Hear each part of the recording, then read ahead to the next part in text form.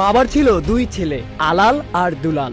আদরের এই দুই ছেলেকে নিয়ে বাবার গর্বের শেষ নেই। হঠাৎ একদিন আলাল আর দুলালের ফুটবল খেলার ইচ্ছে জাগলো। বাবা তার দুই ছেলের আবদার পূরণ করলেন। সরাসরি 2026 বিশ্বকাপে নামিয়ে দিলেন আলাল দুলালকে।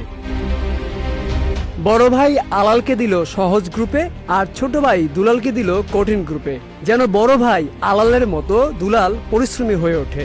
আর বয়স বিবেচনায় আলাল খেলতে লাগলো সহজ গ্রুপে।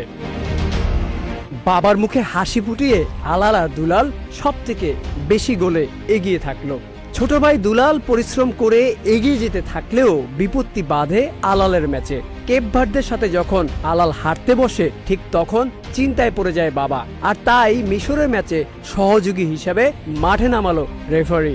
মাঠে নেমেই রেফারি আলালকে বড় বিপদ থেকে বাঁচালো।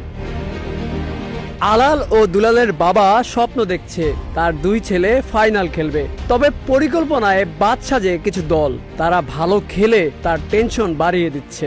এজন্য আলালের খেলায় দুলালের রেফারি ও দুলালের খেলায় আলালের রেফারি নিয়োগ দিয়েছে।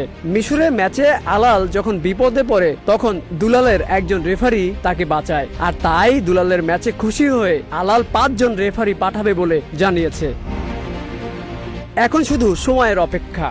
আলাল দুলাল খেলবে ফাইনাল। এক ভাই কাপ নেবে, আরেক ভাই গোল্ডেন বুট নেবে। খেলা শেষে দুই ভাই একসাথে কক্সবাজার ট্যুর দিবে।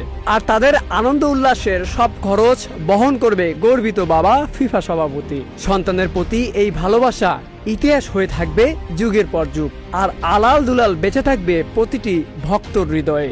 Aminul Islam, news flash 71।